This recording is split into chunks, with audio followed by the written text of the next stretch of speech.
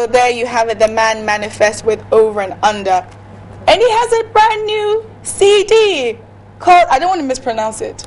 Apai. Apai. Oh, I was going to say Apai. It's the brothalization, you know. It's not my fault. Good morning, Mr. Manifest. Good morning. Very nice to be here. I've waited for so long to be here. It's long overdue. He's always watching the show in the morning and tweeting. Calling you Messi and all these other things. Yo, so okay, before we even start, Manifest, don't you think it's time that, yourself and Mercy K dropped a track? I think so. Mercy K is the next up. Basically, Ghana Music Awards 2014. Taking it. Talent. Apayama. Thank you. Okay, Manifest. One of the things I think everybody, what people say about you is, as an artist, you're very unique. Thank you. Very, very unique. Very intellectual. You don't do the yo, that kind of. You actually talk sense. What inspires a lot of the things that you talk about in your music? Where'd you get the inspiration from?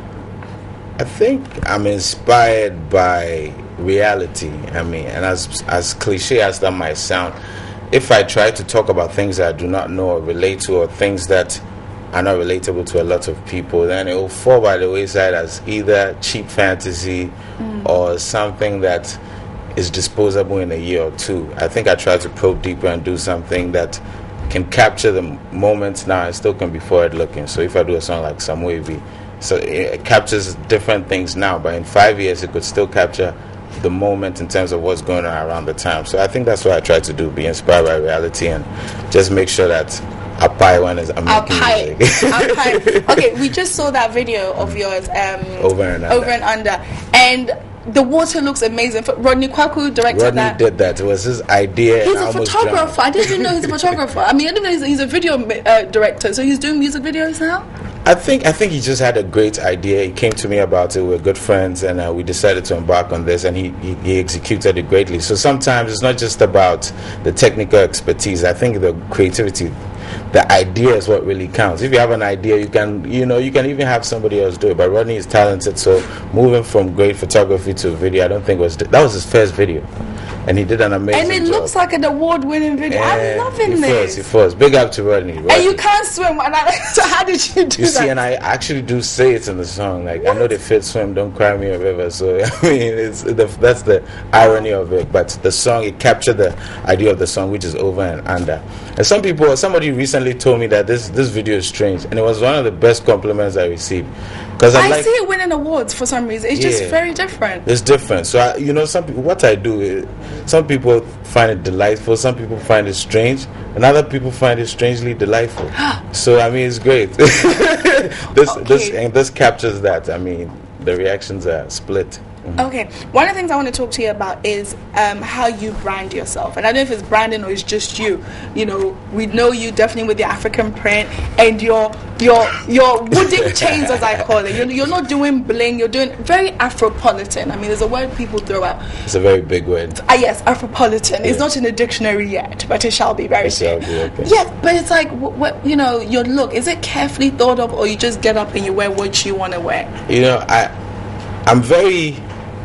I don't like the word brand these days. I think it's abused around Ghana. I think the best brand is to be yourself. And what you find that makes you feel good and look good. And so for me, this is the direction I have. And when you have access to things around you that, I don't have access to Versace and all these things. And yes, you have access. You just don't want to buy. No. You have access. You have If I'm shooting expensive music videos, so am I going to buy Versace? Oh.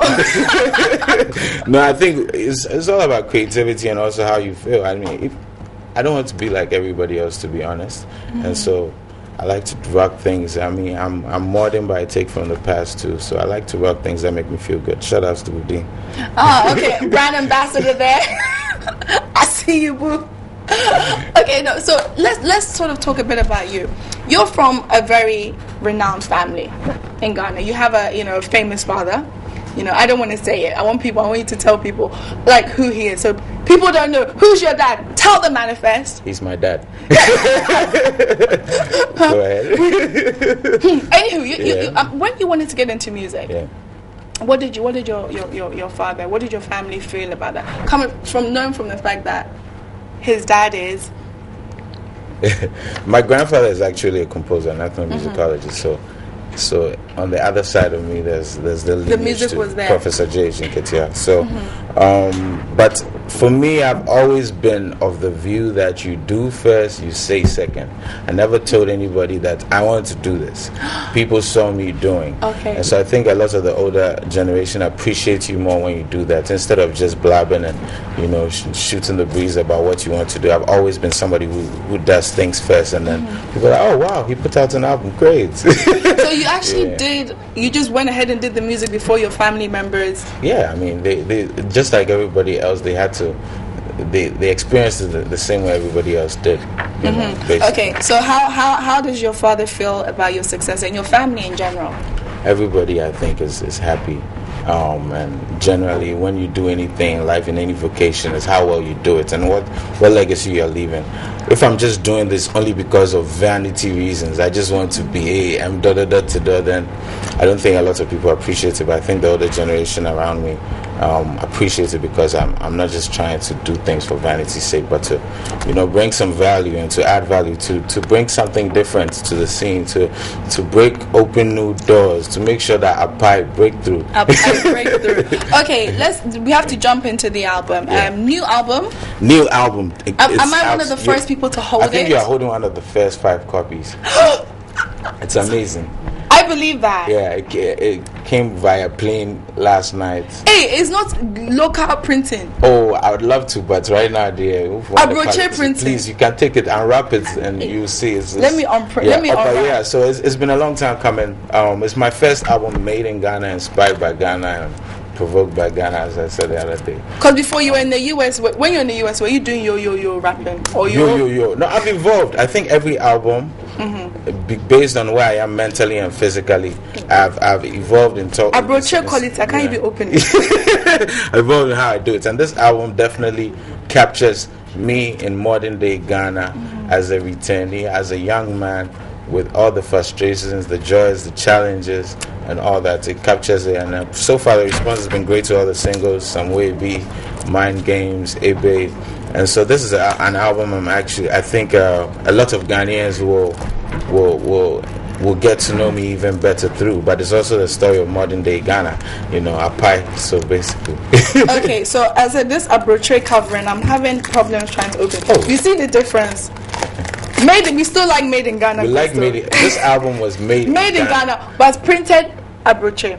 Okay, so tell me about your concert. Is it a concert or is it an album launch? It's you see, I have so much going on this week. I'm getting it's Christmas. See, all the musicians get paid during the Christmas season. Collect your money. Collect. I should try. Actually, so we're doing a super secret location launch of the album today. But everybody out there can view it via Google Plus.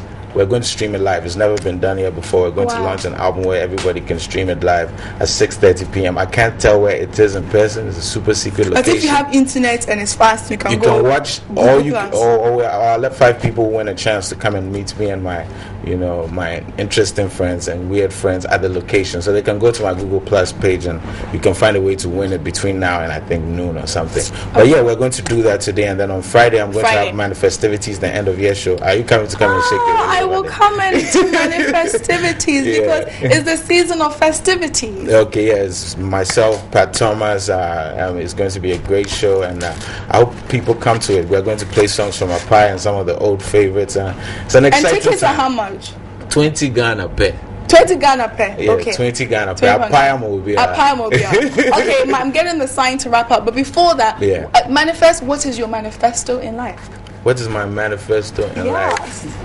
How can you be so vain to sit down to write when you haven't stood up to live?